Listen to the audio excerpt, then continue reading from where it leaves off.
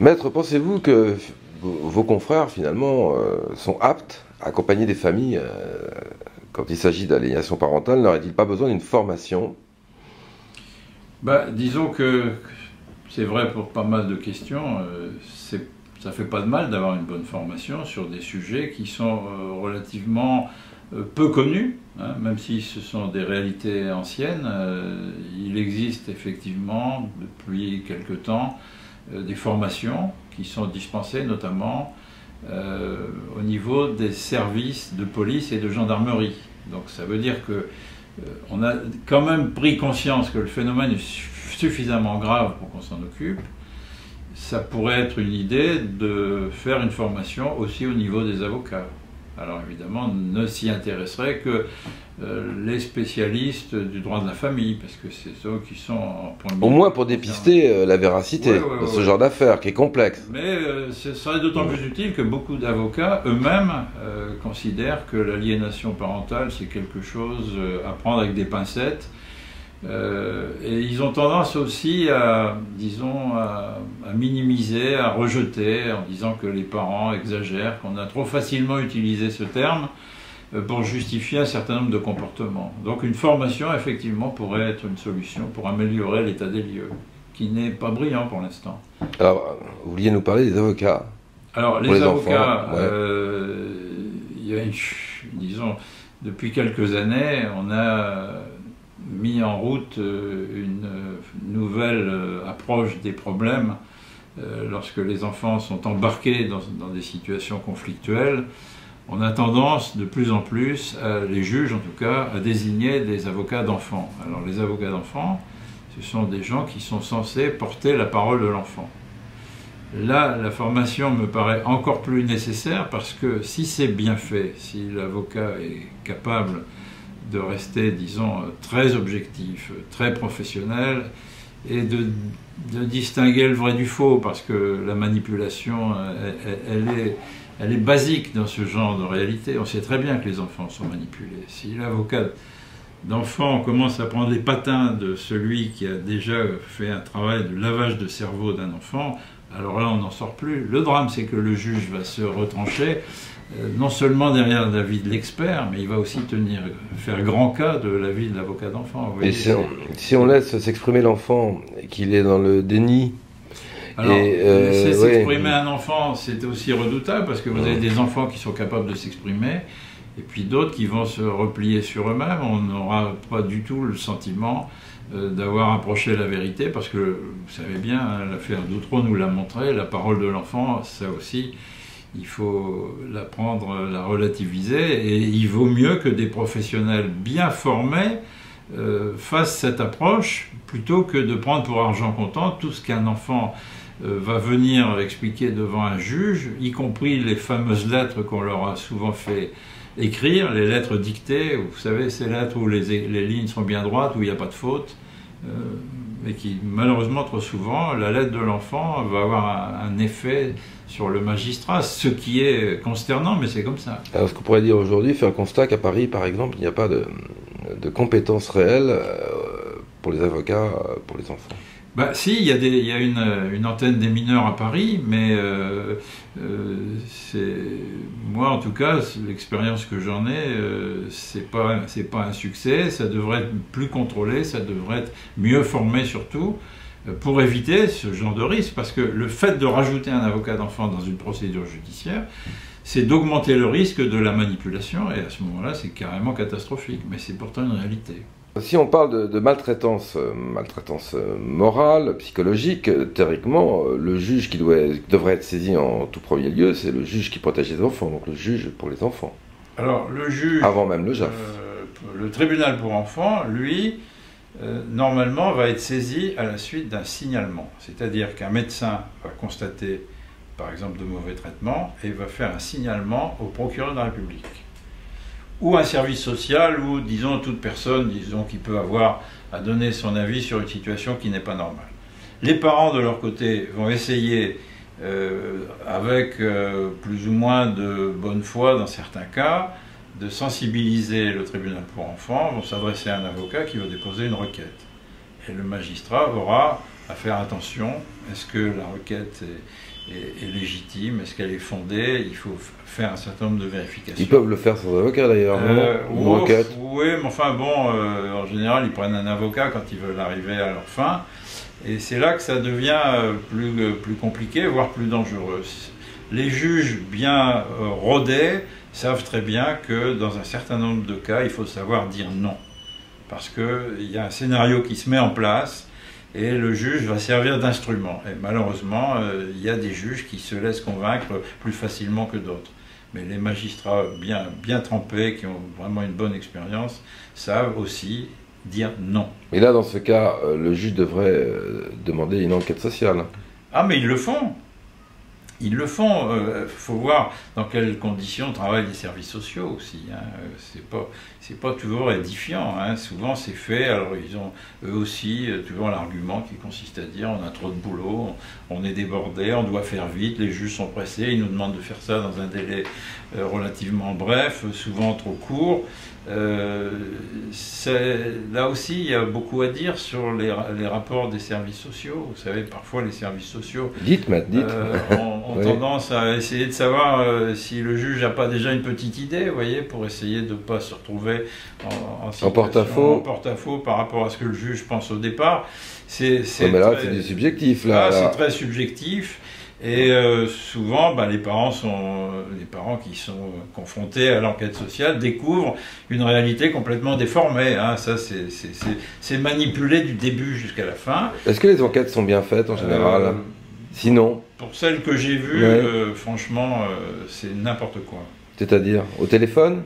C'est fait sur des ragots, c'est fait parfois même on oublie d'aller consulter les gens qui seraient les mieux à même de donner des renseignements. À la campagne, c'est bien classique, ce sont les maires qui sont les principaux, les principaux informateurs qui devraient être sollicités en premier pour savoir ce qui se passe dans le village, parce qu'il y a des problèmes de proximité, de voisinage.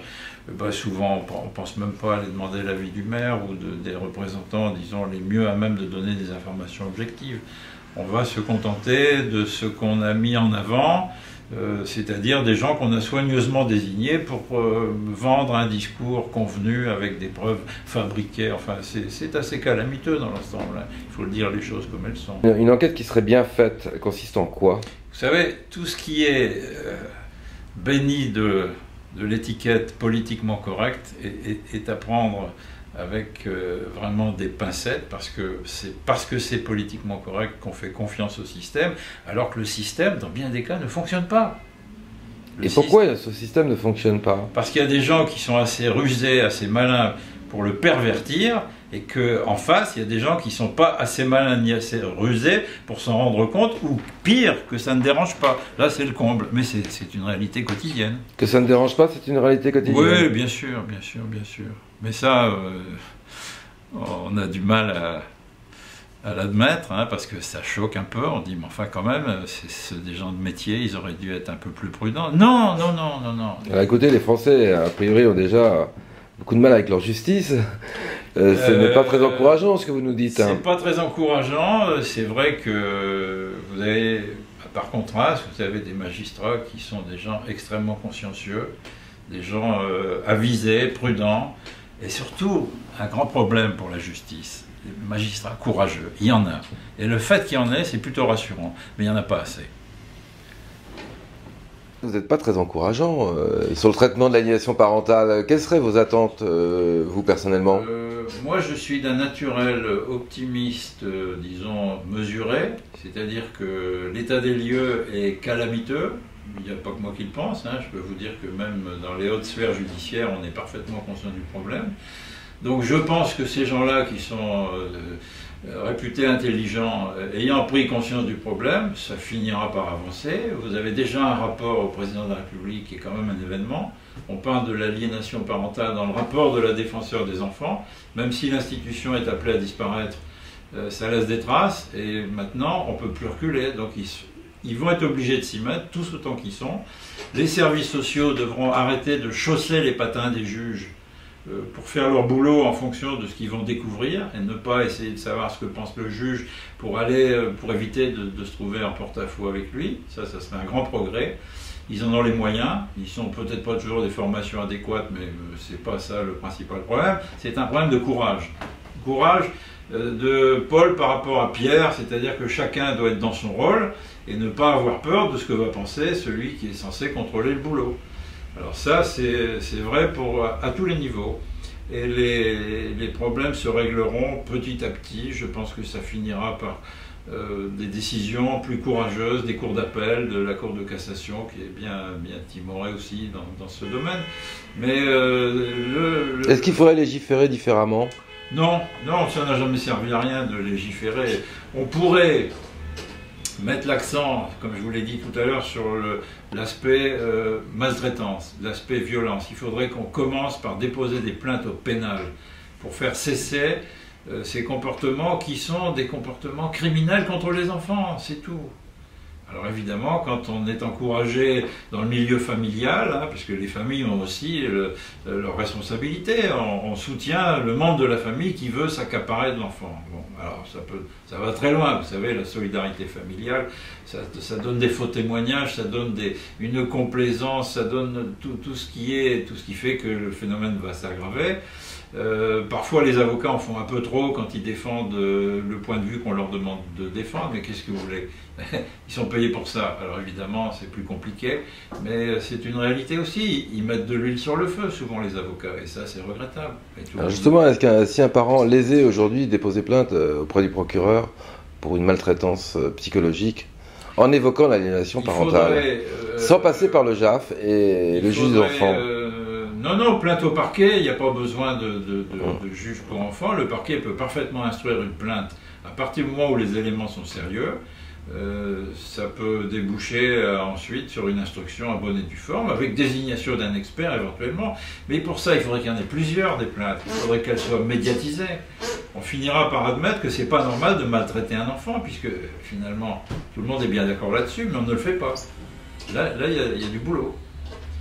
Il y a du boulot, et ceux qui vont commencer, évidemment, on ne va pas leur faciliter la vie, on va leur dire « mais toi, de quoi tu te mêles ?» Il faut le faire. Moi, je pense qu'il faut le faire, et ça va finalement déboucher sur un véritable traitement d'un fléau qui existe depuis la nuit des temps. Simplement, on fait semblant de le découvrir aujourd'hui, alors que malheureusement, les dégâts sont immenses depuis toujours. Et il y a des enfants qui s'en remettront jamais d'avoir subi ça. Vous imaginez d'avoir ça enfoui au fond de soi, d'avoir un jour à se découvrir victime par rapport à ce parent qu'on a aimé, alors qu'en fait c'était une pure manipulation. Mais c'est terrible. Je crois qu'il faut ouvrir les yeux là-dessus. C'est quelque chose qui mérite largement au moins autant d'attention que les petites misères dont on nous abreuve tous les jours avec force détail dans la presse, dans les tribunaux et dans la vie quotidienne. Ça, c'est très sérieux comme problème, et c'est pas du tout apprécié à sa mesure réelle. Il faut changer, il faut ouvrir les yeux sur cette réalité qui démolit les gosses et qui embarque les parents aussi alors dans des stratégies qui sont lamentables. Et qui font le bonheur de certains cabinets d'avocats. Les avocats, je suis malheureusement obligé de le déplorer. Les avocats, bien sûr, ils en profitent, mais qu'est-ce que vous voulez, chacun est dans son rôle. Hein. C'est un droit d'être défendu et d'être aidé par un avocat. Alors si l'avocat est raisonnable, on essaye d'éviter ce genre de choses, mais si les clients sont déterminés, qu'est-ce que vous voulez, c'est dans l'ordre des choses, malheureusement, mais c'est comme ça. Merci maître. Merci de nous avoir reçus. Merci.